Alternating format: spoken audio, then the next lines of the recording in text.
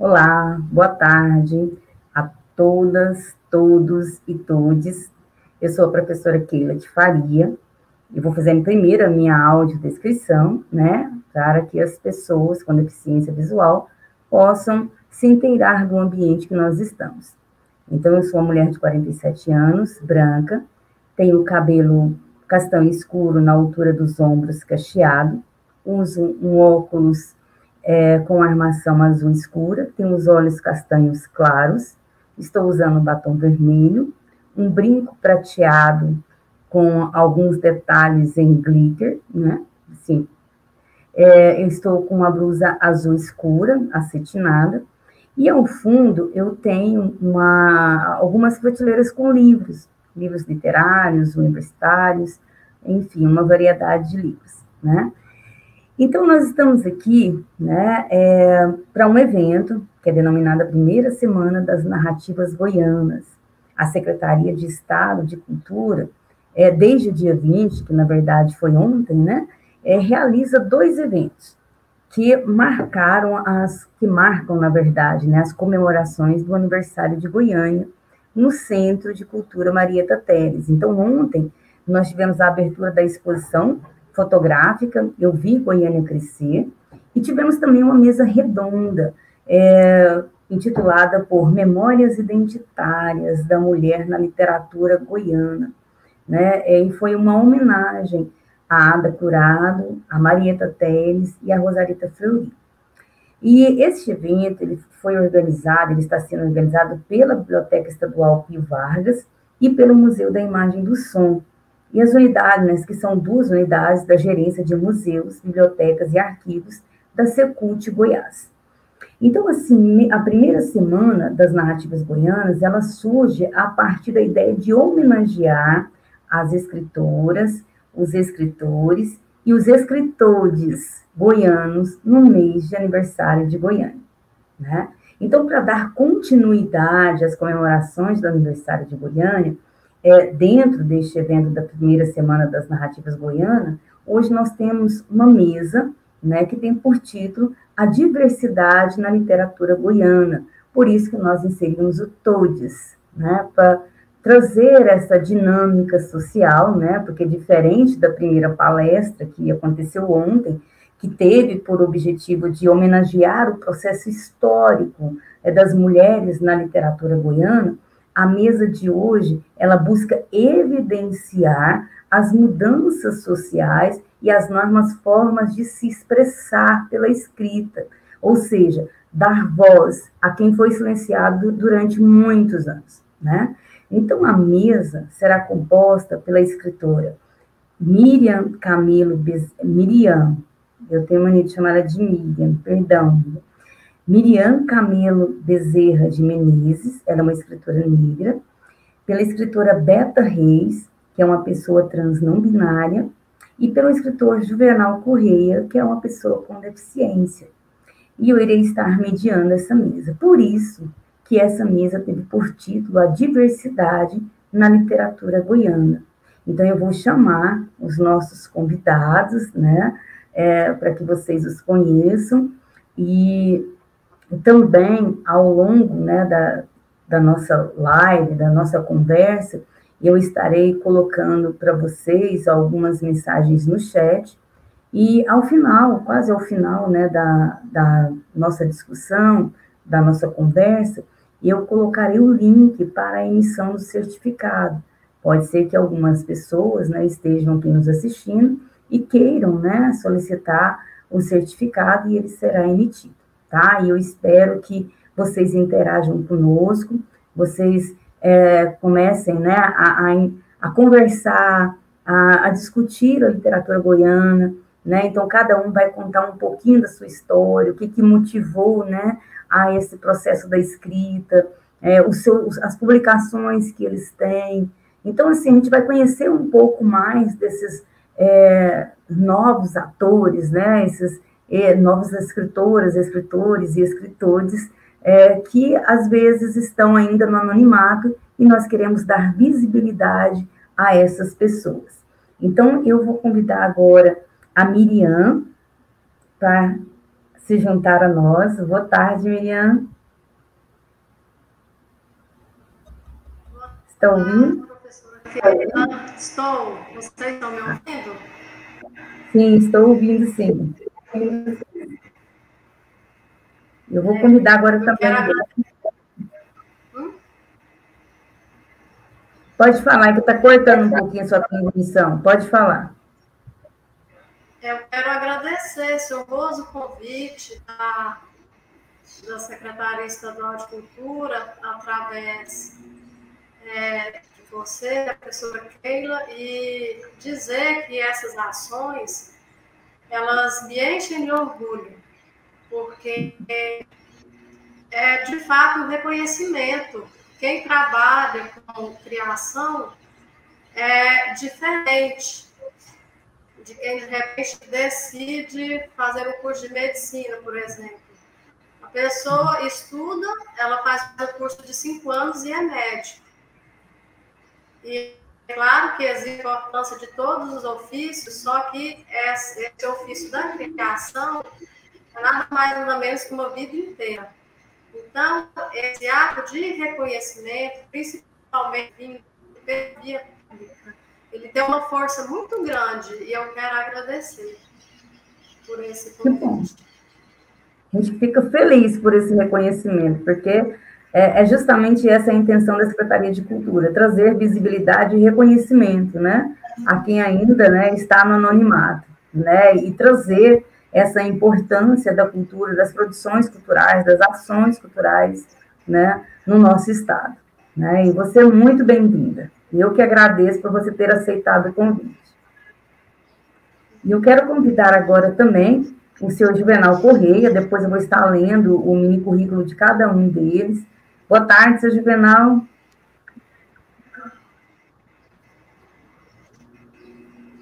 Liga o microfone, está desligado.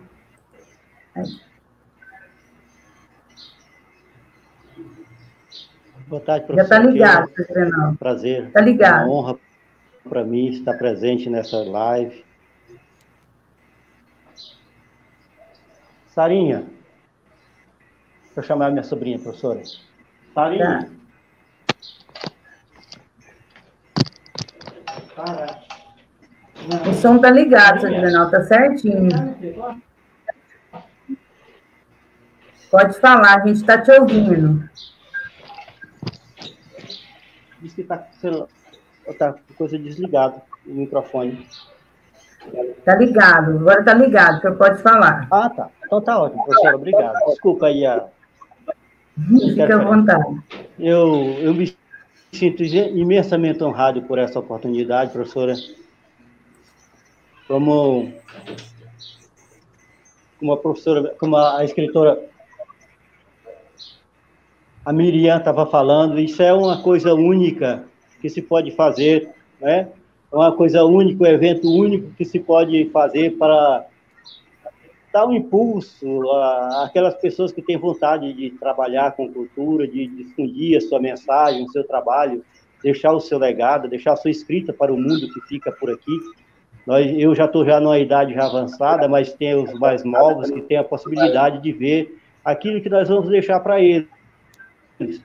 E aí, livros é uma das coisas que só vale a pena se as pessoas lerem. E nada melhor do que um evento desse para realmente mostrar aquilo que a gente faz, aquilo que a gente deixa para nossas gerações. Professora, a senhora, professora Keila, agradecer a Secult, a Secretaria de Cultura, e agradecer o pessoal da Biblioteca Braille, que foi quem me indicou para estar junto com vocês nessa tarde. Meu muito obrigado.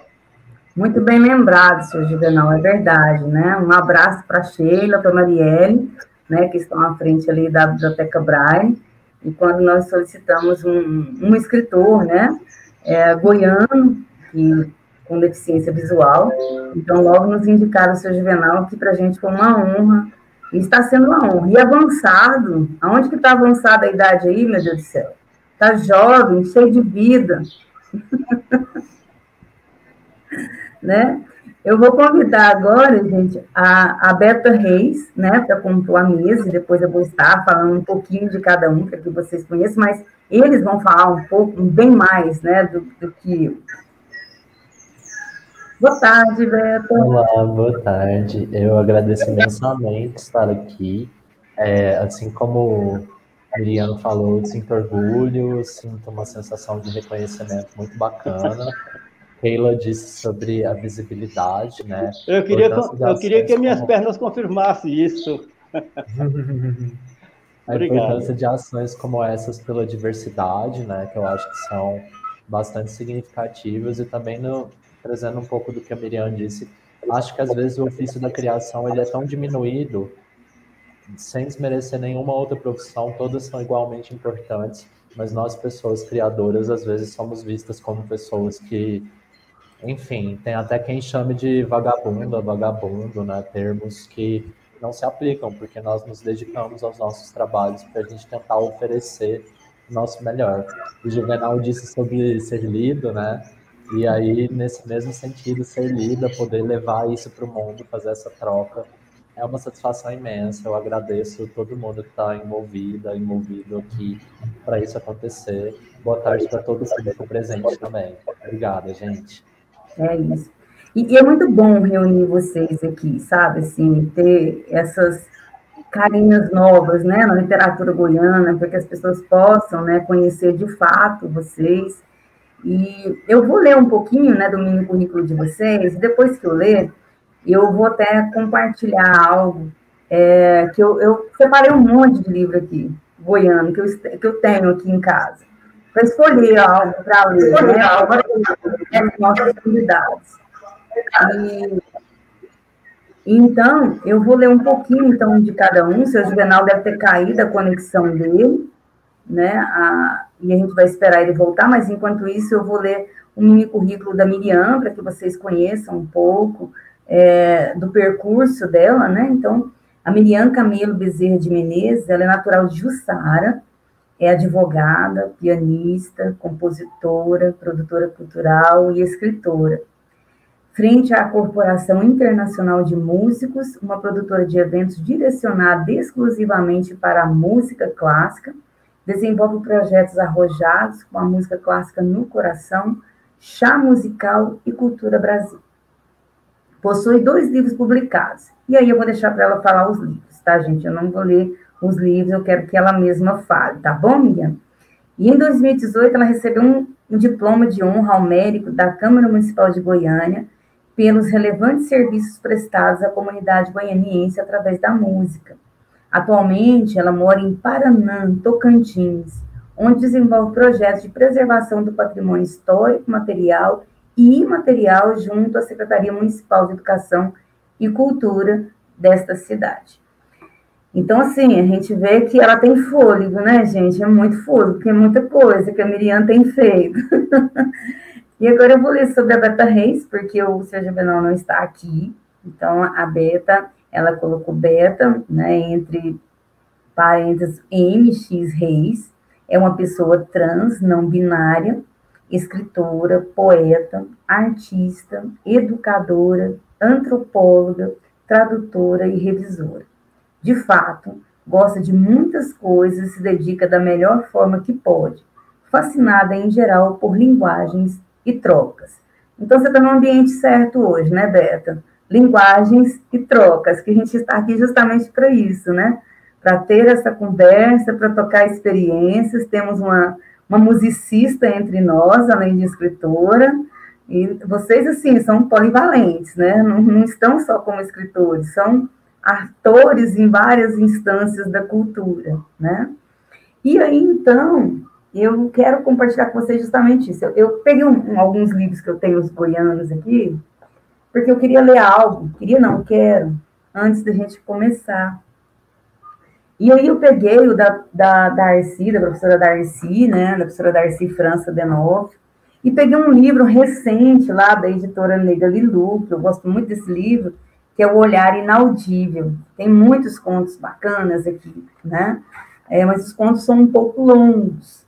E aí, então, eu resolvi ler realmente da professora Darcy, né, por ser um pouco menor, para a gente dar mais visibilidade e voz, né, para as nossas convidadas e para o nosso convidado. Então, eu vou ler Sou versus Sou, da nossa escritora Darcy Franças Denoff. E esse poema ela escreveu para o Marco Aurélio Viana França. Eu sou o que não sou. Teias e amarras da civilização. Eu sou, eu censurado, amordaçado por milhões de mãos. Eu sou o rio subterrâneo que desviaram do seu curso. Eu sou o que programaram no computador dos milênios. Eu sou cérebro mais que coração. Eu sou mentira mais que verdade. Eu sou tristeza no dia da alegria e sou alegria no dia da tristeza. Eu sou paradoxo. Sou e não sou. Então, eu gostei muito e eu acredito que representa muito nós aqui, né? Nos representa um pouco, né, Roberta? E para começar, então, com esse poema, já que o seu Giovanna não está, eu passo, né, Miriam, a palavra para você. E eu quero, assim, também saber de vocês, como vocês preferem a gente ficar todo mundo junto, ou você prefere ficar sozinha na tela? A Miriam, acho que acredita que está com um pouquinho de problema na conexão também, gente. Eu quero todo mundo junto, senão, cadê a mesa redonda? Então vamos na mesa redonda. Confesso que eu fico com vergonha, mas faz parte, né? Então. Faz parte. Então fique à vontade, Miriam. Vamos juntas. Fique à vontade para você falar um pouco. Fique à vontade.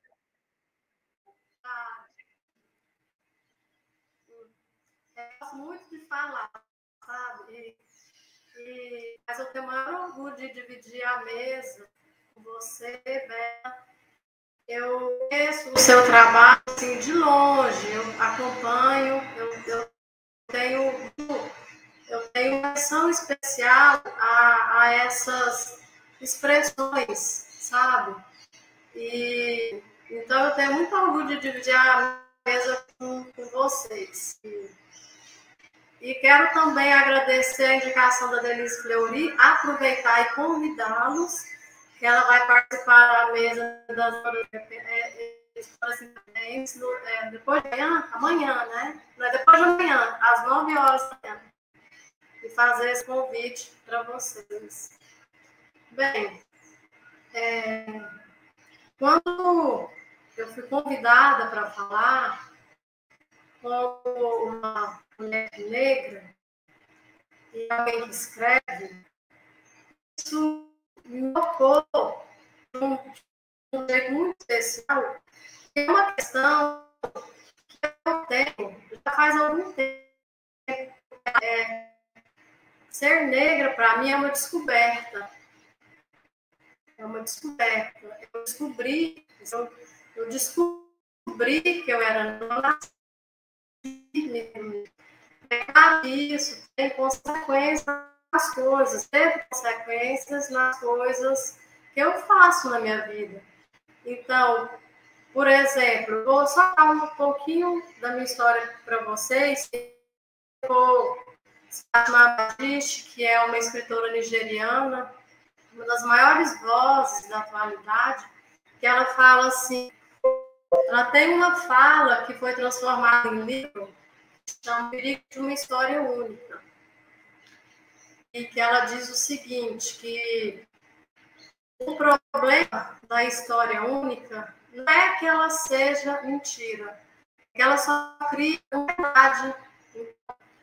No meu caso, eu sou uma pessoa que fui criada, eu fui muito bem criada em comunidades, eu estudei em boas escolas, eu fui uma criança amada e eu pude fazer o que eu quisesse da minha vida. Só que isso também não me deu de sair das lojas americanas e o guarda pedir para abrir a bolsa para fazer isso, por exemplo, sabe? Então, o que eu quero dizer com isso? É que quando se fala em negro e nas minhas obras, até o momento, esses 2 livros que eu publiquei, eu fico me perguntando, depois que eu me descobri negra, mas será por que eu nunca falei de exclusão? Será por que eu nunca falei de miséria social? Não que essas coisas elas não existissem, não que eu não visse essas coisas. Mas é que, na verdade, na minha verdade da minha vida, o que sempre aconteceu foi um ambiente extremamente fecundo. Eu vi um lugar onde as pessoas, elas produzem, elas são talentosas, elas são negras, elas são prósperas, elas ocupam grandes postos de trabalho, e são negras. É claro que isso é uma faca de 2 gumes, mas o que eu quero dizer com isso é que o fato de alguém ser negro, ou ser da periferia, ou ser LGBT, ou ser com deficiência, não significa que ele vem de um lugar de escassez. Embora o sistema, ele nos empurre para isso. Então, eu ficava assim, me perguntando mesmo, mas por que será que eu não falo de miséria, eu falo de outras coisas, eu falo de amor, das outras alegrias da vida. É porque antes de ser negra, eu sou mulher. E antes de ser mulher, eu sou uma pessoa. Então, isso me fez, durante algum tempo, virar o pescoço para uma coisa que é boa, que pode ser boa. Eu posso ser negro e nascer num lugar bacana. O que é que tem? Eu acho que é preciso naturalizar isso. Claro que quando eu sei que eu faço essa descoberta, aí sim eu preciso me responsabilizar. Aí sim eu preciso me responsabilizar. Mas eu também... e como é que eu descobri que eu sou... eu sei, o meu marido é negro. Eu descobri que eu sou negra depois que eu tive filhos. Então, eu fui ter meu filho em Goiânia. E quando eu fui ter meu filho em Goiânia, plano de saúde, numa maternidade particular. Quando eu peguei o cartão de vacinação do meu filho, estava lá branco, menino negro. Mas como assim branco? Quer dizer, você pode ter essa condição que é branco? Então, essas coisas começaram a me fazer questão, sabe? Começaram a me fazer muita questão. E quando eu tive o meu segundo filho, aí o menino nasceu branco. E aí eu saí com ele, na mesma maternidade, a mulher me perguntou, mas é seu filho mesmo, né? E eu estou trazendo esses casos aqui para vocês, para dizer que aqui em Paraná, que é o lugar que eu moro atualmente, minha família materna, minha linhagem materna é daqui, e aqui é o interior. Aqui é o Brasil profundo, é o berço do Tocantins.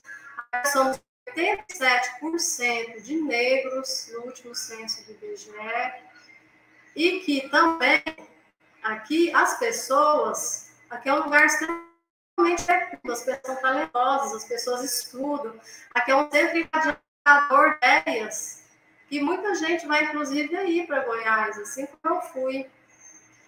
Mas eu sou grata por ter nascido em Jussara, em Goiás, por ter me criado em Goiás, e o processo criativo na escola,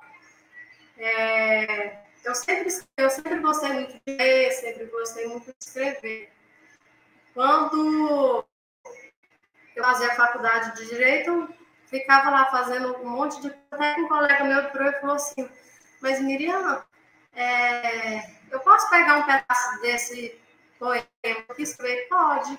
Aí que foi, montou, eu falei, estou publicando um livro. E aí, na época, eu fazia a edição de um jornal de música, chamava Jornal Fermata, que era um jornal de música clássica.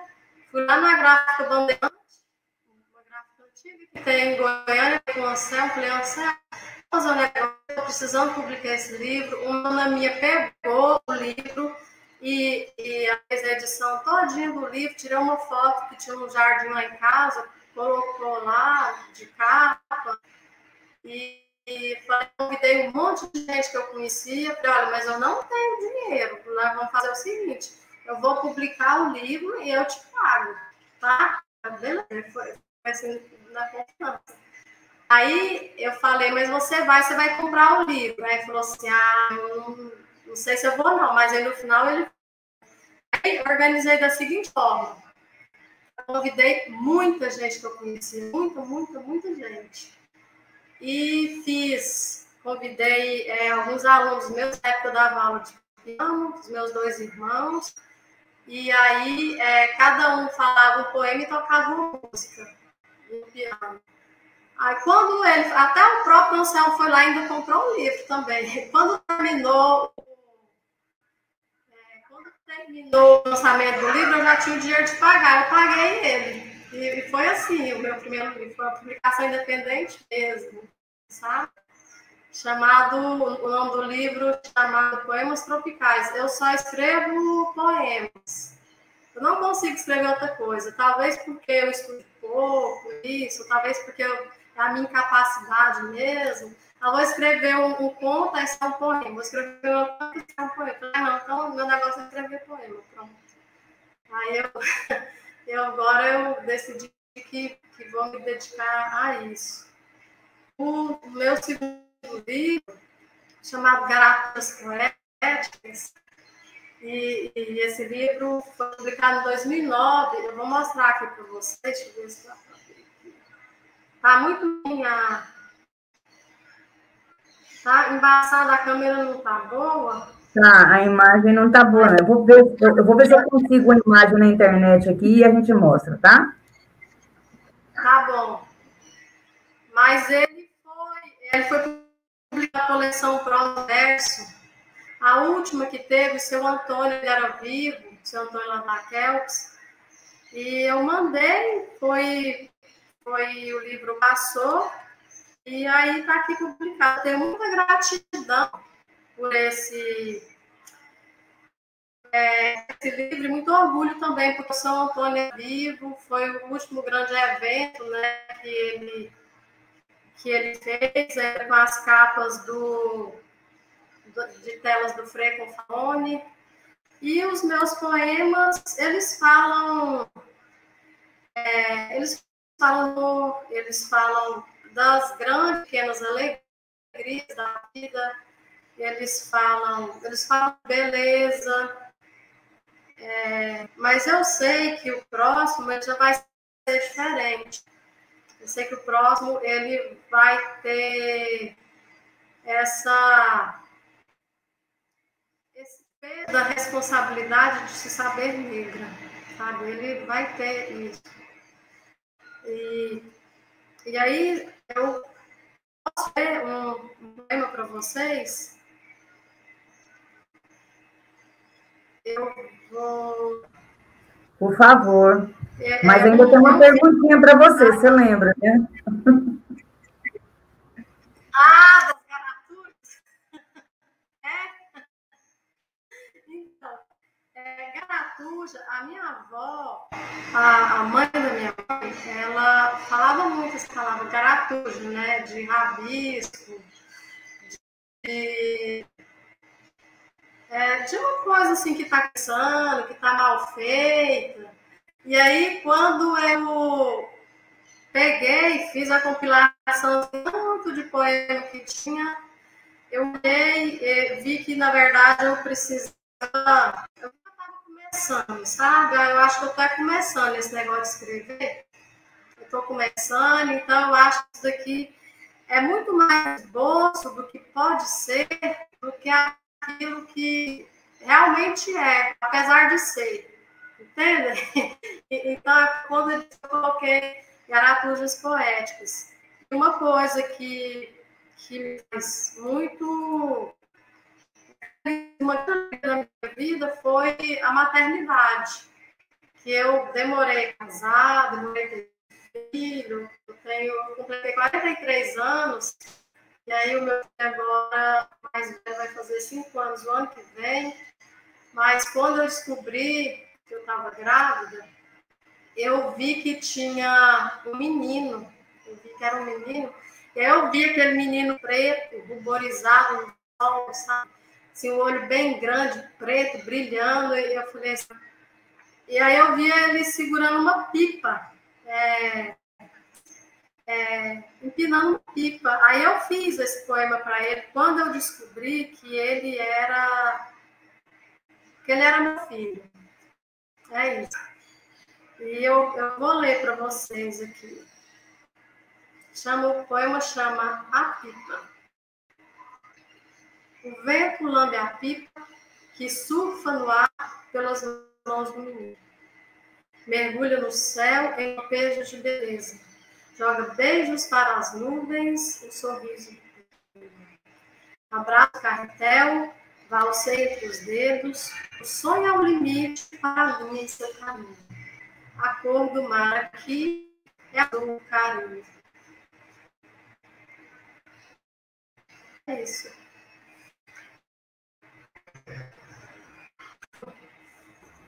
Muito bom, Miriam, te ouvi.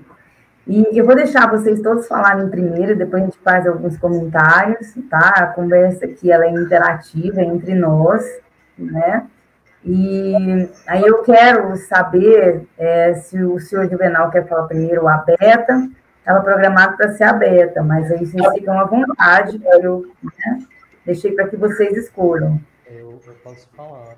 Pode falar? Então fica à vontade. A Miriam trouxe que me tocaram bastante. Eu sou nascido em Brasília, mas eu morei lá por um período muito curto. Meu pai e minha mãe vieram... Meu pai do Rio Grande do Norte, minha mãe de Minas. Moravam em Goiânia, foram a Brasília por questões de trabalho. Acabei nascendo lá, voltei para Goiânia, tendo sido criada aqui praticamente minha vida inteira. Voltei a Brasília para fazer faculdade. Sobre ser trans. Desde criança, eu me sentia inadequada em relação às expectativas de gênero que existiam em relação a mim. E eu tinha muita dificuldade, às vezes, de lidar com isso. Eu lembro exatamente na adolescência, quando começaram a ver uma coisa feminina em mim e diziam que isso não era legal, e eu busquei falar de um jeito mais masculino. Eu lembro muito nitidamente disso. Mas aí, em 2013, antes de comentar de 2013, eu acho que eu vou voltar um pouquinho na história para fazer mais suspense. Eu gostava de ler e escrever desde sempre, desde criança. Eu me lembro que era uma coisa que eu gostava. Inclusive, meu avô nordestino era repentista. Então, quando eu chegava na casa dele, ele recebia com versinhos. E eu tenho essa memória afetiva muito forte. Na UNB, teve um festival chamado Transarte. Naquela época, a discussão sobre população trans era muito mais incipiente do que hoje. Hoje é uma discussão que precisa avançar ainda mais, mas naquela época, isso foi mais ou menos em 2010, ainda estava incipiente. Nesse evento, a gente fez proposições artísticas, poéticas que tivessem a ver com isso. E eu não era fora do armário ainda. Na verdade, eu não sabia que eu era trans. Acabou sendo uma descoberta para mim depois. Eu escrevi um poema chamado Ruge, e que depois eu tentei escrever num livro, tentar transformar um poema inteiro num livro, pegando pedaços desse poema e estendendo para poemas maiores. O livro nunca veio a ser publicado, mas foi o primeiro livro de poemas que eu fiz. Em 2013, eu me deparei com o termo trans não binário, que significa que a pessoa entende que ela não é nem homem nem mulher. Independente de quando ela nasceu, disseram, você é homem, você é mulher, ela percebe, ela entende que ela não é nenhum dos dois. E foi isso que aconteceu comigo. Esse foi meu processo de descobrir. Mas eu descobri em 2013 e fui sair do armário em 2020. Eu saí do armário no início do ano passado.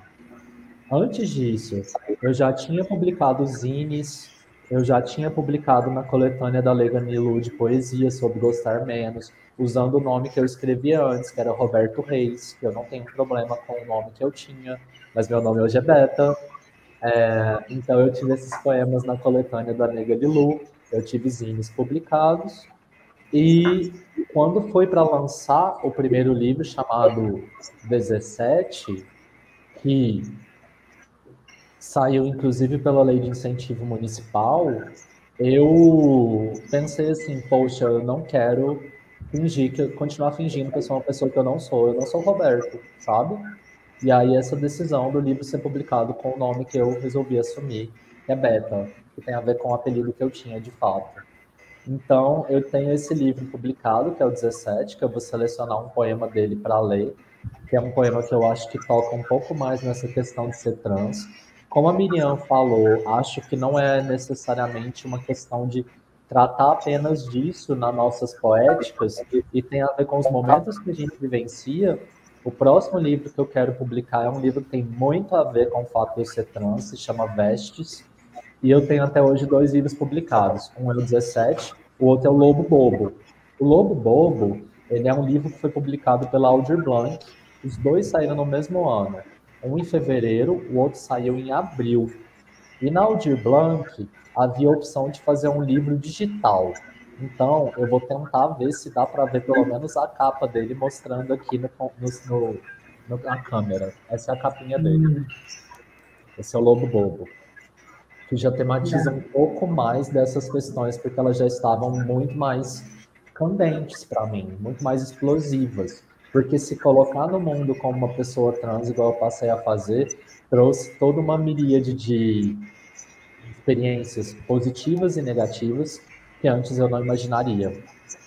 Então, a leitura do poema que eu vou fazer para vocês é um poema que se chama Matilde Campilho e Moá na Catira.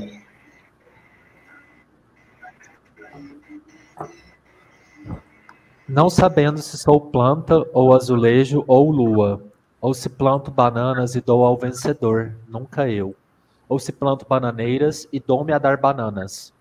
Não sabendo se sou, se fosso, se posso, não sabendo se sou pessoa, se sou rútilo ratazana, se tenho olhos amendoados, castanhos, se uso meias castanhas, se rujo e mijo a lugar e hora, não sabendo se sou homem, mulher, um intermezzo, nenhum, ou ambos em simultâneo, não sabendo se sou as prestações a pagar para existir, não sabendo se sou a parede que quero reformar, também não sabendo se me sento à mesa ou na mesa, também não se estou em Travolta ou Pushkin, ou Volta Redonda ou nas pirâmides, não sabendo se retiraram da tessitura de meus braços corda para uma guitarra e um coração, ou o que é o rock senão subversão, e poetas todas fazemo-la, não sabendo se devo correr de mim, não sabendo se devo correr no parque e empacar, se devo pintar parquímetros, se peso a vida e a morte após o último suspiro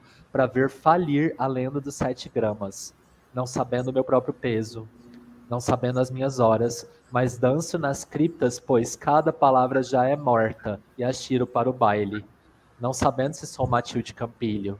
Aquela dor que tomei como aquela não passou de febrinha, não sabendo se sou bicho ou coisa, mas aqui com o estouro da boiada e como.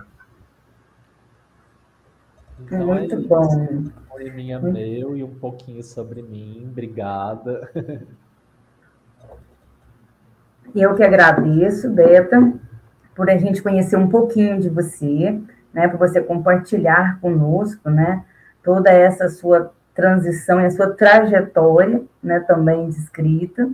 E é bom, né, falar, explicar um pouco, porque as pessoas ainda têm, às vezes, alguma dificuldade de entender o que é trans não binário. Então, essa sua explicação foi ótima, foi bem pertinente, né, porque pode ter pessoas que ainda não compreendem, e isso facilita, né, esse processo de compreensão e interação com as pessoas, né, trans. E não só trans, né, LGBTQI+, de uma forma completa. Senhor Juvenal, o senhor está bem aí? Tem que ligar o microfone, só dar uma ligadinha no microfone. Aí, ligou.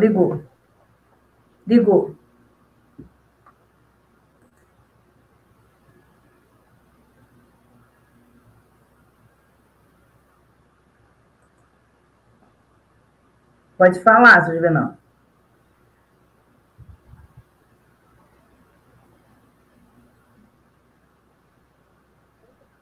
A gente não está ouvindo o senhor está falando, mas não está dando para ouvir.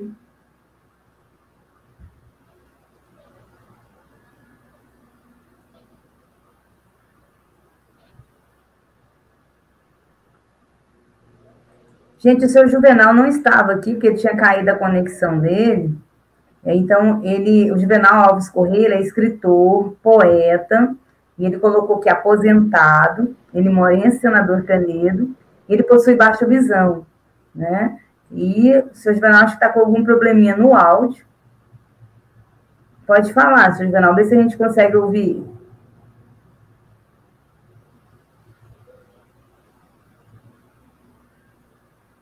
Tira o foninho, às vezes a gente escuta melhor o senhor sem o fone. Desconecta ele agora do computador.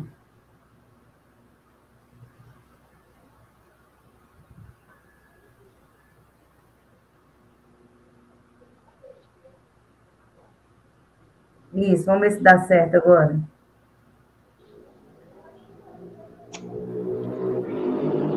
Aí, agora estou ouvindo o senhor, pode falar.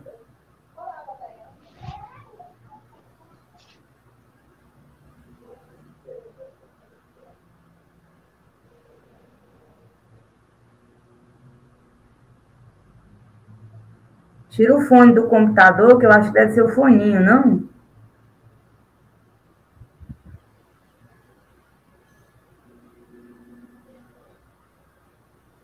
Olá, professor. Eu estou bem. Desculpa, eu fiquei acho que offline aí, não sei.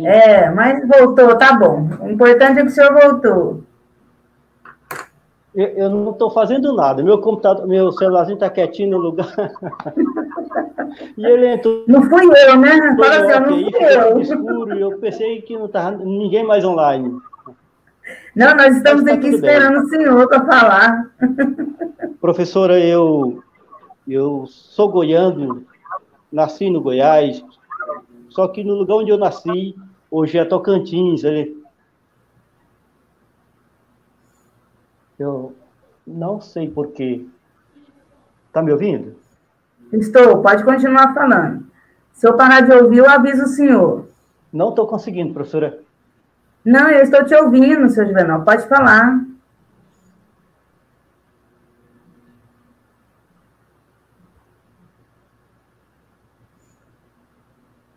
Acho que é a conexão dele que está ruim. Professor, eu não consigo mexer no meu celular.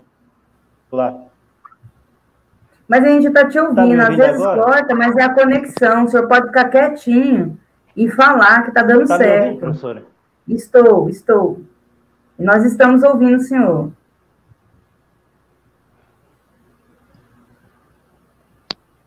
Oi.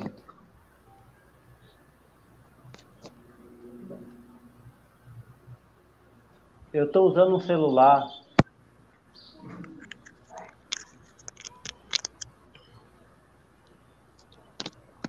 Melhorou, professora? Pode falar, a gente está te ouvindo. Estamos. Que bom. Pode falar, eu sou goiano de coração, mas eu nasci... Onde eu nasci hoje é Tocantins, estado do Tocantins, aí pertinho da escritora Miriam. Conheço bem a terra dela. Não sei, professora, não está conseguindo me ouvir, não? Eu estou te ouvindo, pode falar, pode ficar tranquilo, a gente está te ouvindo.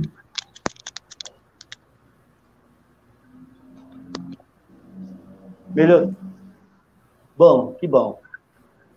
Aí, professora, eu sou de Goiatins, do estado do Tocantins. Não fui eu, não. Lá onde eu nasci, hoje é Goiás. Mas... Tudo bem. Está me ouvindo aí agora? Sim.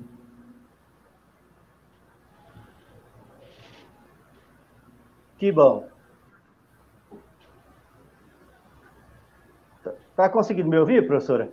Pode falar, seu Juvenal. Está ruim a conexão, mas está dando para ouvir. Bom, graças a Deus. Tá bom, então. Tranquilo. E como... Certo. Eu já moro há 24 anos aqui em Senador Canedo. E eu cheguei aqui, a minha vida era só de trabalhar. de casa para o serviço, do serviço para casa, eu não tinha tempo para nada. Até que, infelizmente, me veio o problema visual. Certo. Beleza. E, ok. Aí quando eu tive problema visual, a minha visão caiu substancialmente, fiquei quase cego mesmo, quase total.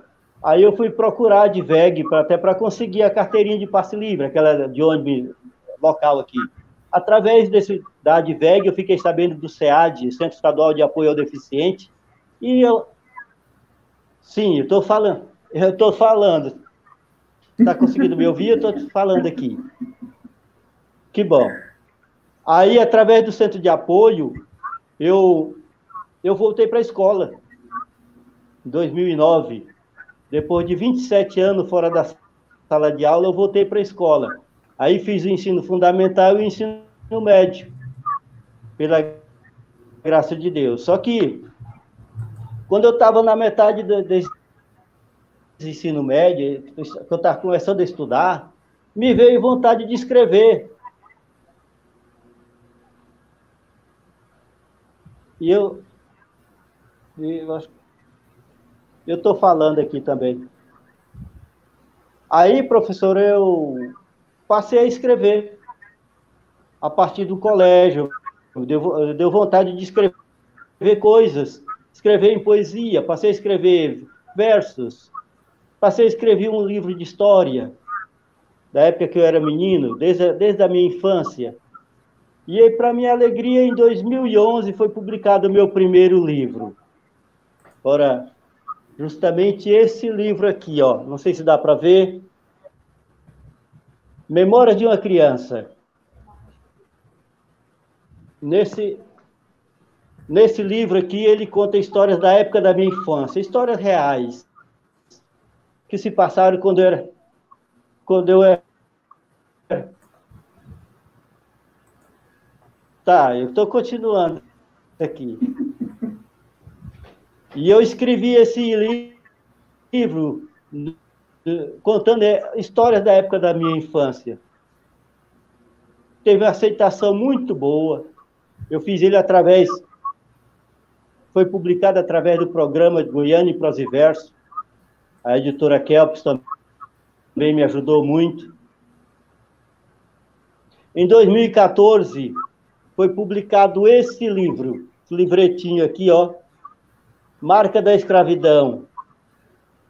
Isso aqui, falando aí para a escritora Miriam, esse aqui ele trabalha a história do racismo.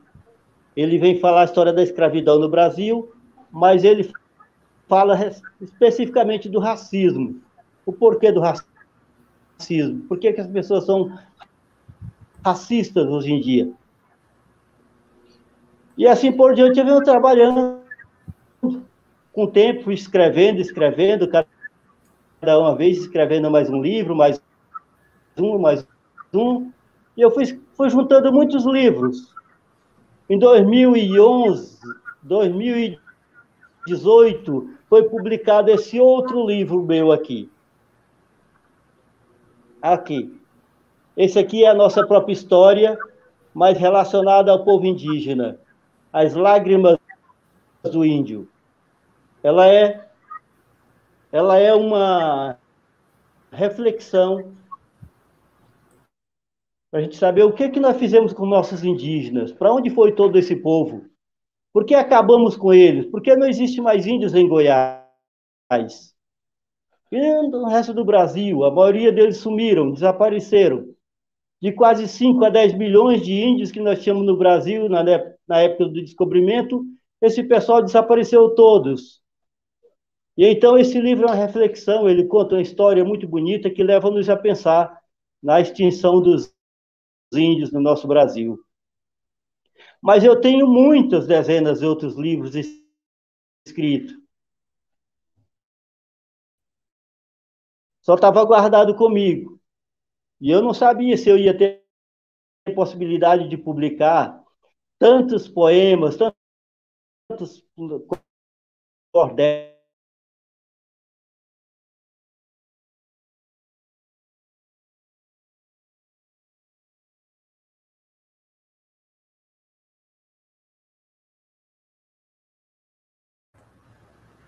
Seu Juvenal? A conexão do seu Juvenal está tendo um pequeno delay, está um atraso, agora eu não sei se ele paralisou de tudo. Mas a gente vai continuar, se ele voltar, né? A gente abre a voz para ele.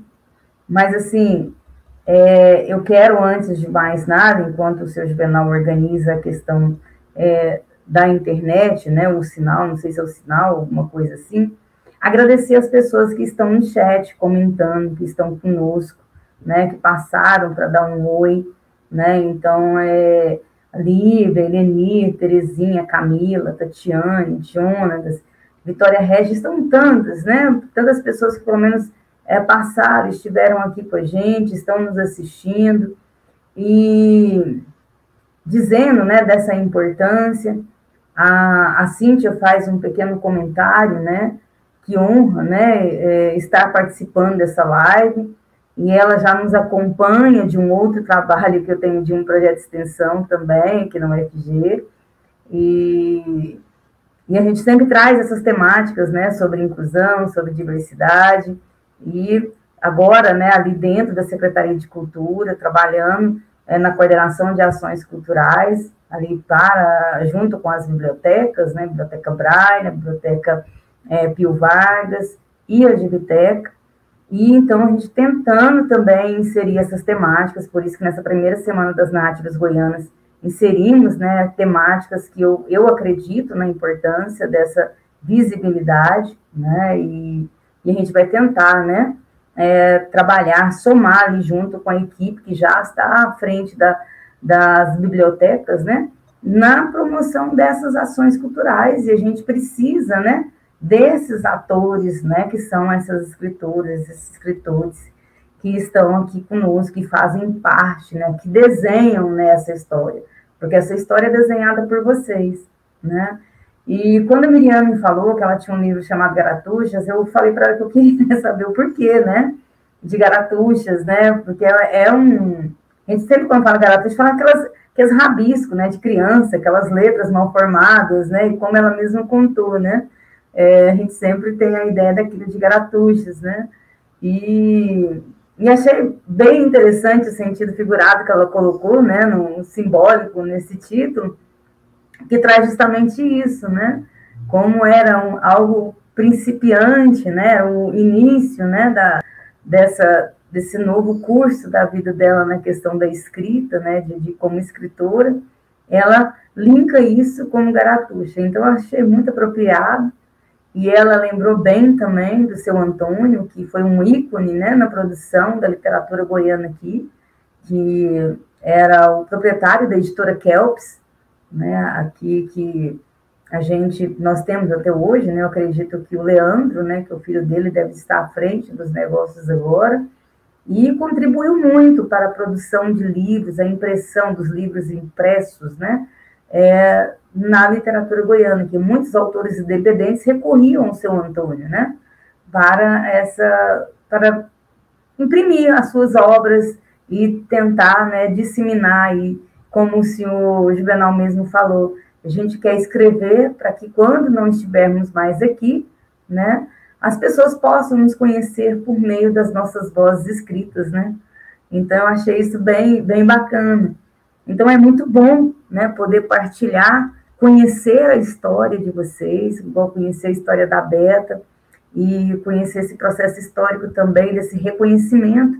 E quando você falou, Miriam, da história única, né, eu gosto muito da Amanda, é sensacional, aquele discurso dela é um discurso que eu acho que tinha que ser publicizado, assim, ó, gritado, né, tinha que se colocar em altos falantes para que as pessoas conhecessem aquele discurso dela, da história única, e você traz, né, essa evidência, né, para esse discurso dela, e esse não reconhecimento, quando você fala que não se reconhecia, é algo muito natural, né, quando a gente vai estudar essas questões de raça, né? Às vezes as pessoas não se reconhecem, né? E em determinados momentos da vida, que aí parece que cai a ficha. Não é isso, Miriam?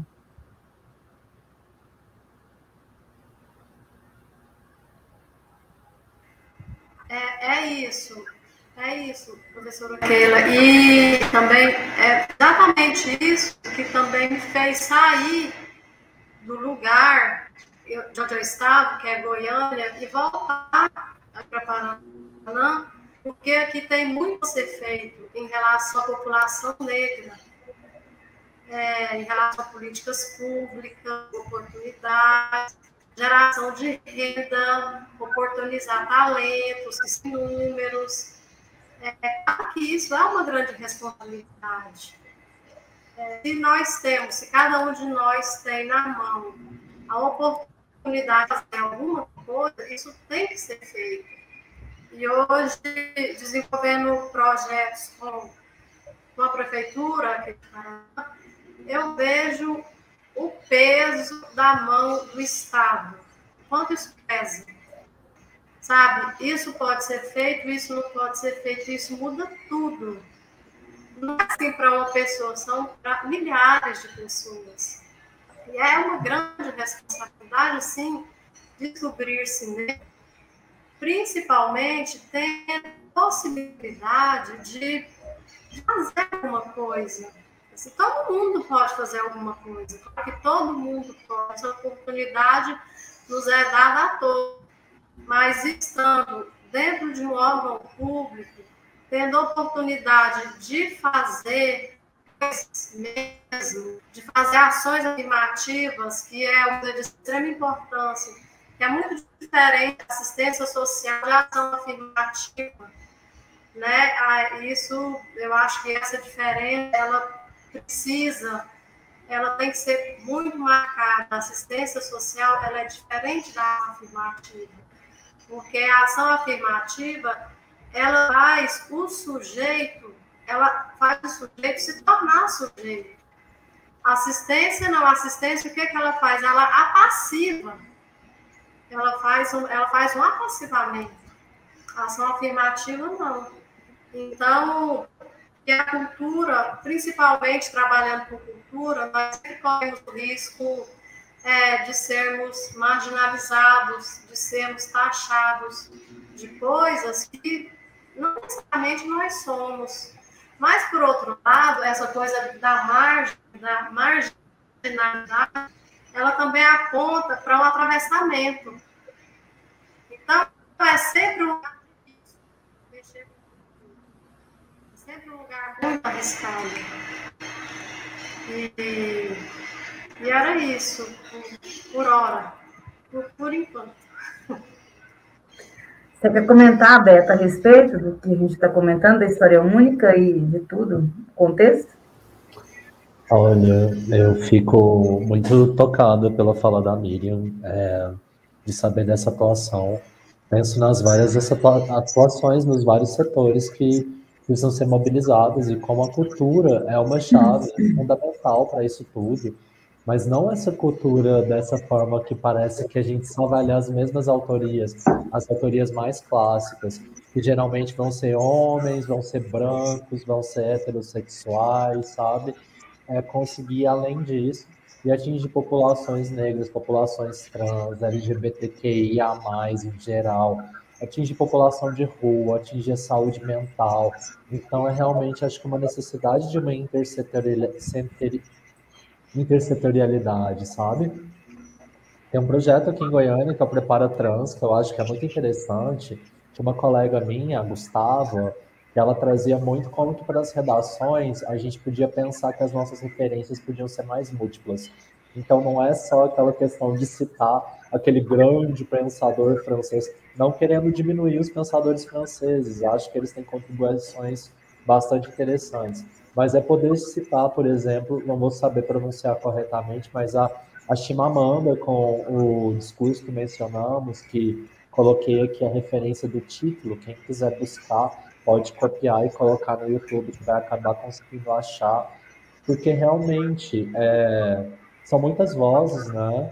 São muitas vozes, e durante tanto tempo a gente só ouviu a voz do homem branco, hétero, que eu falo também cis, que é essa pessoa que quando nasceu disseram para ela é homem, ela continuou se identificando como homem. Tem pessoas cis e as pessoas trans. E aí essas pessoas, esses homens brancos, héteros, cis, normalmente também com boa condição social, são as pessoas que seguem muitas vezes dando e desmandando nos rumos. E a gente está aqui para dizer que não precisa ser bem assim, né? Eu queria aproveitar para mencionar uma coisa que eu não mencionei. O 17 é publicado pela Nega Lilu. E a Nega Lilu é uma editora encampada pela Larissa Mundin, que é uma das grandes responsáveis pelo que a gente tem visto de movimento editorial aqui em Goiânia, aqui no estado, ultimamente. Então, que bonito ver esse movimento, esses movimentos partindo principalmente de mulheres, porque, como eu estava falando, no geral ficava e ficou na mão de homens. E eu não quero desmerecer homens. Eu quero que a gente se aliancie, que a gente faça alianças em prol de um mundo mais justo para todo mundo. É só isso, não é pedir muito, sabe? É largar a mão dos privilégios para entender que a gente pode ter uma realidade um pouco mais interessante para todo mundo. Aí eu acho que é só isso mesmo que eu queria comentar. Aí eu quero saber de vocês, aí, tanto da Miriam como de você, Beta, porque assim, a publicação independente ela já é árdua, né? É um processo ardiloso, né? Muito difícil. E romper essas barreiras, né? Esses paradigmas dessa tradição, que você acabou de apontar, né? Para os autores tradicionais, e fica sempre, né? Não se abre para o novo, para as linguagens contemporâneas, para os discursos, né? Que estão hoje, né? Na nossa atualidade. Como que vocês, de alguma forma, buscam trabalhar com os professores de literatura ou de outras, sem ser de outras disciplinas, os livros de vocês nas escolas? Como que é feito isso?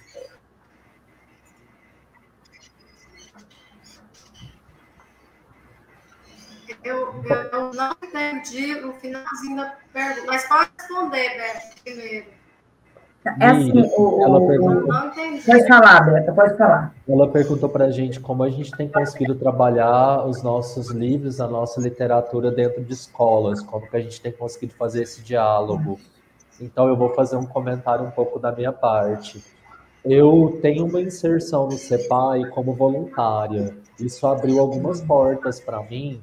Eu tive num projeto lá que a gente discutia principalmente cidadania relacionada a temáticas que têm a ver também com sexualidade e gênero, mas não só. Direitos melhores para todos, vou colocar dessa forma. E aí, isso me fazia ter um pouco de inserção lá. E aí eu tive a oportunidade de fazer algumas oficinas de poesia. E assim como fazer com que o meu trabalho fosse um pouco conhecido por lá. Também na Letras da UFG. Afora isso, eu preciso e quero conseguir criar mais pontes. Porque ou a gente vai lá e se oferece, ou às vezes algum convite aparece. E esse grato convite seu, Keila, nossa, como eu me sinto honrada, como eu me sinto feliz por essa oportunidade. Queria dizer que estou aberta para esse convite vindo dos mais diversos segmentos possíveis para que a gente possa fazer essas falas, trocar essas ideias.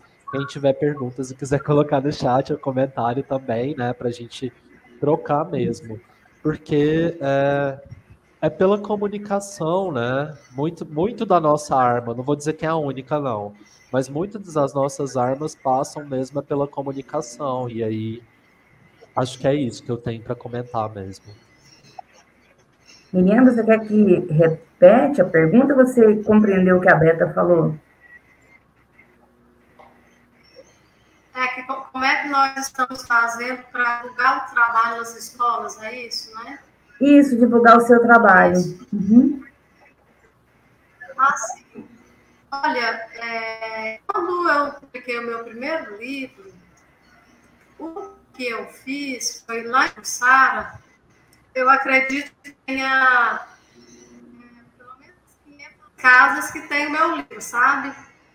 Lá em Jussara. E aí, mas nas escolas, o que eu fiz foi fazer doação para as bibliotecas. Isso eu sempre faço. Então, eu dei para os colégios de Jussara, eu dei para as bibliotecas. Aqui, esse e o segundo livro, As Grapujas, eu fui convidada a fazer um lançamento, logo depois fui convidada a fazer um lançamento aqui em Paraná, porque é uma escola aqui que é uma escola estadual que tem o nome do meu avô, e eles me convidaram para fazer esse lançamento. Alguns alunos recitaram os poemas, eu faço, mas o que eu faço é doações para alunos. Eu faço isso. Eu não sou uma pessoa assim, muito tecnológica, eu sei que isso atrapalha o engajamento, não é? Precisaria ficar aí fazendo campanhas, e isso, de fato, é uma deficiência minha, que eu precisaria ter tempo para fazer isso, de divulgar, ir atrás, mas o meu trabalho, eu doei em Rio Branco também, algumas bibliotecas, eu doei alguns livros. Você sabe por que eu estou falando isso? E talvez eu acredite nisso, sim. A primeira vez que eu vi um piano na minha vida, eu já estudava música, eu tinha 10 anos de idade. E aí, foi até aqui em Paraná, eu vim de férias, e veio uma professora de piano passar um tempo aqui. O marido dela era engenheiro, veio fazer uma coisa. Nesse tempo que ela passou aqui, ela pegou alguns alunos e teve um recital em passagem de férias, e fui lá esse recital de piano, completamente ensandecida pelo tal do piano. Até que um dia chegou lá em Jussara uma professora de piano. E aí, na escola, eu tive aula de educação formal de música, então a gente aprendia a ler nota, anotar a história da música, estética musical. Mas o que eu estou falando? Porque se eu encontrar essa mulher, eu não vou reconhecê-la, e ela também nem vai saber que isso aconteceu comigo. Mas as coisas que fazemos, elas são como aquelas cartas que a gente coloca dentro de uma garrafa e enfim, joga no mar. A gente não sabe quem vai pegar, em quem vai pegar, nem quando e se vão pegar. Verdade. Então eu faço... Mas agora, dentro dessa realidade minha atual, eu acho que eu posso fazer mais coisas. Eu tenho falado muito, é uma luta constante aqui para adotar autores negros, autores LGBTs, autores locais. Essa é uma política que eu tenho batido muito na tecla. E para os meus filhos também, eu compro livros de autores negros.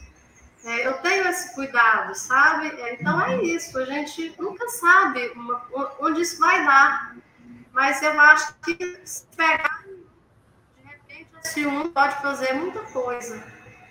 É verdade. Pelo menos para ele, se ele fizer por ele, já está ótimo. É verdade. A Beta comentou que faz o trabalho aqui no CEPAI. Eu falo aqui porque eu moro muito próximo aqui da UFG. E a gente percebe, assim, é bom, né, Beta? É muito bom esse trabalho na UFG, mas a UFG já tem um olhar para a diversidade, né? Então é tranquilo você estar ali, divulgar o trabalho, porque a gente sente dentro da UFG um acolhimento, né? Tem esse acolhimento e essa liberdade de se falar sobre esses temas. Mas eu acredito que nós precisamos, isso é um movimento, e a partir, né, disso que nós estamos fazendo aqui agora, que é justamente dar mais visibilidade, a intenção da Secretaria de Cultura agora, pelo menos, né, enquanto eu estiver ali coordenando as ações culturais, é de fazer justamente isso que vocês acabaram de dizer. É trazer mais essas temáticas das literaturas, né, africanas, negras, indígenas, os quilombolas que estejam escrevendo, as pessoas de LGBTQI+, as pessoas com deficiência, enfim, dar isso que eu falei desde o início, abrir espaço para aquelas pessoas que ainda não tiveram tantas oportunidades e precisam mostrar, né? Precisam mostrar o seu trabalho para que cheguem às escolas e as escolas comecem a trabalhar isso também. Porque os livros didáticos trazem algumas temáticas timidamente, e às vezes os professores são, né, vetados de trabalhar algumas temáticas, e aí entra a literatura, né? Porque a literatura não está, e você tem liberdade, a literatura te dá essa liberdade de trabalhar certos temas, certas temáticas, que o livro didático, às vezes, por imposição, né, de uma escala maior, de cima para baixo, né, nos impede de tocar em alguns assuntos que precisam ser discutidos, né? Então, foi por isso que eu fiz essa pergunta para vocês, de como que é trabalhado, como vocês, né, divulgavam, porque eu já fui divulgadora de livro, tá, gente? Eu trabalhei em divulgação de livros em editoras, já trabalhei com mais de 60 editoras, divulgando essas editoras, mas as editoras conhecidas, que é o que vocês estão falando, essa coisa mais tradicional, Companhia das Letras, Brink Book, então, e agora a gente, vindo com essa nova temática dentro da Secretaria de Cultura, a gente oportuniza o quê? Que as escolas comecem a conhecer esses novos atores, né, esses novos personagens da literatura goiana, e ver se aí, né, a oportunidade de se trabalhar dentro de sala de aula. Pelo menos é assim que eu visualizo, né? E quando a Miriam compartilhou com a gente essa questão da pessoa que não conhece, nós temos 5 leis na biblioteconomia de Raganatha, Miriam, que os livros são para serem usados. A cada livro, o seu leitor. Para cada livro, o seu leitor. Poupe o tempo de leitor. E a biblioteca é um organismo vivo. Então, quando a gente fala que a cada leitor o seu livro e a cada livro o seu leitor, é justamente isso que você falou. Em algum momento, aquele encontro, né, vai acontecer, vai surgir alguma coisa. Né? É exatamente o que você falou. A hora que você falou, eu lembrei de Raganatha. Né? Então, é isso, assim, é um compartilhar com vocês disso que eu penso que é a literatura goiana. Tá? Eu quero fazer uma pergunta para você, e também, eu não sei se tem, mas que se não tiver, talvez fique como uma sugestão. No cadastro dos fazedores que o governo do estado disponibiliza, se houvesse a opção de marcar, por exemplo, a cor, sabe? A cor, como a pessoa se identifica, de repente pudesse ser feito um censo do que é que se produz de literatura com autores negros, indígenas, com grupos racializados e com os deficientes e com os LGBTQIA+. Sabe? Você fala nessa, Miriam? Oi? Você fala nos editais, e quando for fazer os editais, é isso? Não, é porque não tem o cadastro da Secretaria de Educação? Sim, da Secretaria de Cultura. Ah, de Cultura, tá bom. De Cultura. Sim, quando a gente preenche aquele formulário lá. Sim, aí, sim. Sabe, ou talvez também, de repente, uma cota na aprovação de projetos que sejam produtores negros, ou que contemplem artistas convidados que sejam negros, que sejam de minorias, sabe? Isso eu acho que é uma belíssima alternativa para fazer toda a diferença da verdade. Com certeza. Porque são dados, né? E a partir desses dados você consegue elaborar projetos, né? Você consegue ter ideias, né? Porque se você está sem dados, você não tem como planejar nada, você não tem como idealizar, porque você não tem, né, o desenho dos tipos, né, das pessoas, das formas que estão ali. E eu quero ler um comentário, aproveitar da sua fala, e ler só um pequeno comentário da dona Tânia, que é a superintendente de patrimônio ali da Secretaria de Cultura. Em nome do secretário de Cultura, convido vocês a construir novas pontes, como disse Beto, utilizando os espaços, museus, bibliotecas e arquivos da Secult Goiás para ações compartilhadas. E é exatamente isso, é construir algo de uma forma diferente que estava sendo construído, né? A gente construir novas pontes, né? Que é o que ela colocou aqui, a Beta falou, né?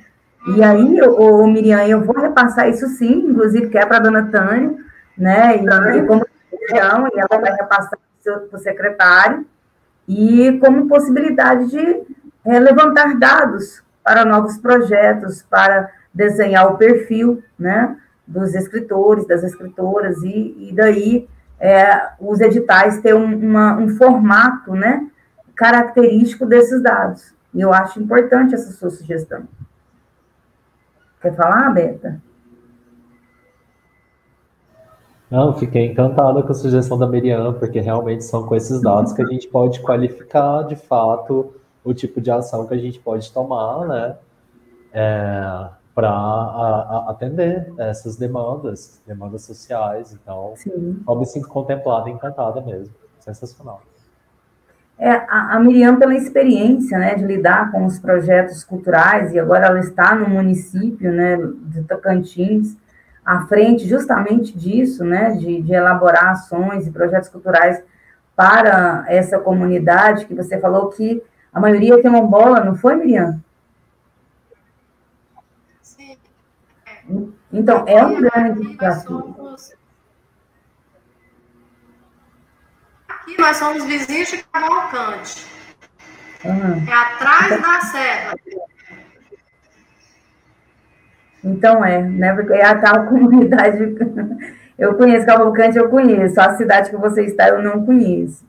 Mas, assim, eu acredito que a partir dessa nossa conversa, porque, assim, apesar da Miriam dizer que me acompanha há um certo tempo, meu trabalho, eu a conheci agora, e para mim foi sensacional conhecer a Miriam, conhecer a Beta, são pessoas que eu não conhecia, mas que agora estou de mão dadas com as duas, o seu Juvenal também, apesar da conexão dele não ter voltado, eu acredito que a gente tem que segurar nas mãos umas das outras, né, e construímos justamente essas novas pontes por meio de ideias, reuniões, a gente tentar pensar, porque só esse pouco de conversa aqui, a Miriam já surgiu com uma ideia que, às vezes, auxilia, né, os processos futuros, né, essas ampliações desses projetos futuros. Então, assim, eu quero agradecer a vocês e espero que a gente possa abrir mais espaços, né, para falar um pouco mais da literatura, né, da escrita de vocês. E eu queria ver se é possível, se cada um de vocês, vocês duas, possam ler mais algum trechinho da obra. Tem como? Tem? Vou deixar vocês escolherem enquanto vocês. Eu vou pegar. Tudo bem, eu vou pegar um poema do Lobo Bobo e eu também vou sinalizar aqui pelo chat mesmo, que eu estou acessando pelo celular para poder postar lá. Eu vou sinalizar o meu Instagram, lá tem um link, que é o link da bio, onde dá para acessar o livro. Dá para acessar o livro, dá para acessar o material meu. Qual que é o seu Instagram? Fala que eu coloco para o pessoal ver. Tudo bem, beta.m.xreis. Eu vou colocar, eu vou rolar, você me fala se está certo, aí qualquer coisa tá bom? Eu falo sim. Vê se está certo. Tá certo, é isso mesmo, obrigada. Então, aí lá pelo link que tá na bio, gente, vocês têm acesso ao Lobo Bobo, a mais material meu. Quem tiver interesse também de adquirir o livro 17, pode falar comigo. Esse poema se chama Mangue Cais Porto. O Lobo Bobo, e em vários livros meus, são livros que eu dialogo bastante com diversas autorias. Mangue Cais Porto é por causa de Geni, do Chico Buarque, inclusive. Que ele fala no mangue no cais do Porto. Então, esse título vem daí. Então eu vou ler. Rastejo bem na lama, na bela. Eis uma habilidade que bem acumulada nessas eras e eras, de dilúvios diários. Vejo levarem sofá, mesa, pedestal, espelho. Vejo levarem nossas crianças e dizem que se eles escalarem as montanhas e fincarem bandeiras, nós teríamos algum cado a ganhar. Ah, sim, migalhas. Se são. Ah, eles são. Ah, eles são. Nós que somos, e eles nos interrogam se somos, mas jamais poderiam ouvir qualquer resposta fazendo ouvidos moucos. e que grandes bocas, ó, são lobos, e haveremos de cortar-lhes gargantas no seguir viagem, sendo necessário, até por esporte para evitar tédio. Isso é uma partida, estamos de partida, ganharemos a partida, então intero. Obrigada. Ótimo. Você quer que coloque o seu Instagram também, Miriam? Então, como eu disse, eu não sou uma pessoa muito tecnológica, eu não tenho Instagram. Eu Feliz de você. Eu tenho Facebook e WhatsApp e só. Mas está ótimo. Eu aqui um poema que se chama Sempre Outro. Eu só tenho uma coisa a lhe dizer. O seu poema se perdeu. O seu poema está perdido. As flores que eu em algum dia escrevi seu destino. Seu poema está perdido nas flores amarelas do mês de setembro, que tão rapidamente se perderam no tempo. Na última vez que eu ouvi falar dele, estava perdido nas noites dos velhos centros das cidades antigas e das metrópoles.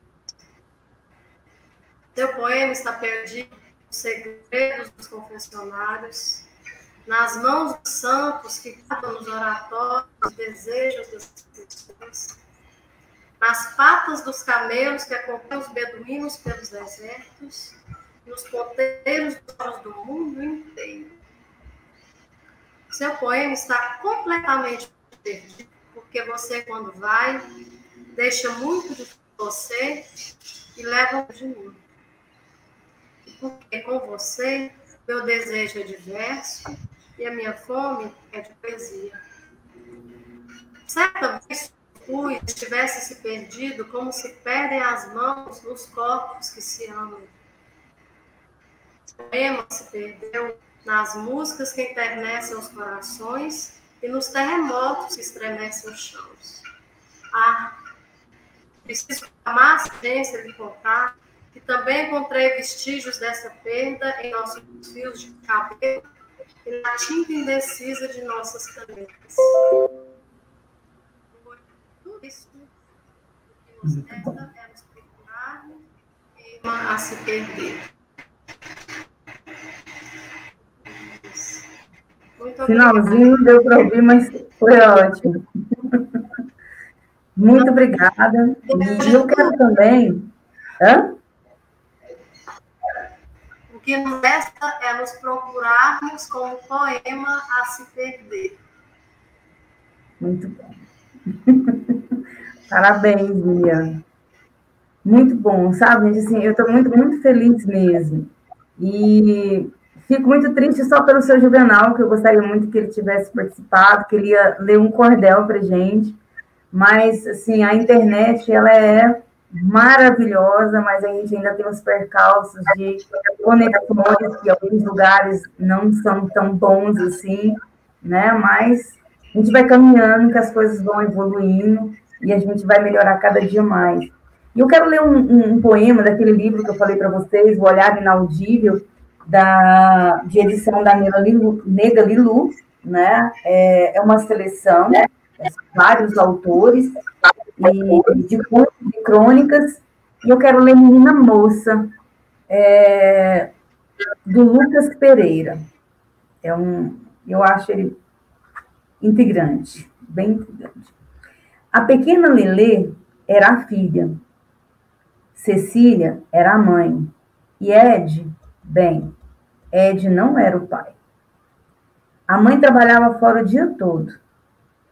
O padrasto sofria de uma mazela no coração, que o fazia passar os dias em casa.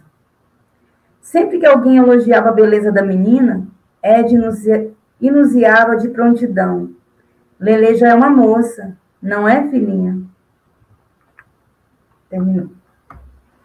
Então, acho, assim, muito intrigante, bem pertinente para se trabalhar, né? É por isso que eu falo, assim, que às vezes a literatura goiana tem tanto, né, a ser trabalhado nas escolas, e ainda está omissa, né? Não está tão bem divulgada. Mas nós vamos juntas, né? Tentar mudar isso, e eu acredito que, como a dona Tânia falou, nós vamos... A Secult, o secretário de Cultura, está empenhado a tentar mudar essa história. E eu quero agradecer a vocês que estão aqui nos agradecendo no chat, né? Nos dando os parabéns, como o Jonatas, a Sônia, a Eleni, o Euclides Bezerra, a Lívia, minha amiga querida, né? Que está parabenizando, os escritores Beta, Miriam, Juvenal, pelo trabalho e divulgação de vocês. A questão do Juliano Santos também, parabenizando a todos pelo evento. E o nosso evento, gente, hoje é o segundo dia dele, que traz essa temática da diversidade. E amanhã nós temos ainda 2 lives, né? Que o evento, a abertura foi de forma presencial, e os outros 3 eventos, os outros 3 encontros são nessa forma remota. E amanhã nós temos 2 encontros, um às 9 horas da manhã, né, com a Denise Fleury e o senhor Ronan, Tadeu de Mendonça, que eles vão estar falando conosco sobre publicação de livros por autores independentes. Essa live vai acontecer às 9 horas, aqui neste mesmo canal da Secult, e às 14 horas nós teremos uma outra live com a Valéria Belém, que é escritora, o Cristi Queiroz, que é cartunista, e a Poli Duarte, que é ilustradora e escritora. E aí eles vêm conversar com a gente sobre escritores e ilustradores goianos na produção literária infantil. Então, a gente, na primeira semana das narrativas goianas, a gente tentou diversificar os assuntos. Começa com um processo histórico, passa pela diversidade, a gente conta um pouco dos percalços dos editores goianos e terminamos na literatura infantil. Então, a gente tentou abranger de uma forma, né, nesses 3 dias, tentar contemplar todas, todos e todes. E o que não foi bom, a gente vai avaliar junto com vocês, para o ano que vem, na segunda semana, podemos fazer melhor. Mas, de toda forma, muito obrigada a todas, todos e todos que participaram conosco aqui no chat. E a vocês, eu não tenho nem palavras para agradecer a vocês duas. Tá? Eu fico assim, só o meu gesto de gratidão para vocês. Me sinto sem palavras também, agradecimento imenso a vocês, a Juvenal que estava aqui com a gente, a todo mundo do chat, nossa, todo mundo que presenciou, muito obrigada. Esse tipo de coisa engrandece muita gente, faz a gente se sentir melhor, mais viva. Essa oportunidade de partilhar realmente é maravilhosa. E que a gente possa fazer muita coisa juntas ainda. Obrigada. Miriam, quer falar alguma coisa? Quero agradecer a todos que participaram, seja pela audiência, pelo comentário, até mesmo pela torcida, porque às vezes a pessoa, não vou assistir não, mas eu estou aqui torcendo por você, tá valendo também, tá tudo certo. E foi um prazer compartilhar essa mesa com você, Beto, a professora Keila, o seu Juvenal. Estou aqui me colocando à disposição da Secretaria Estadual de Cultura, no que eu puder ajudar, coisas que eu já fiz, ou também, assim, enfim, eu estou à disposição, viu? Vocês sabem onde me encontrar e muito obrigada pelo momento tão bom. É isso. Bom. Gente, então, um beijo no coração de vocês e até amanhã às 9 horas da manhã e depois às 14 horas. Um grande abraço para vocês. Até mais.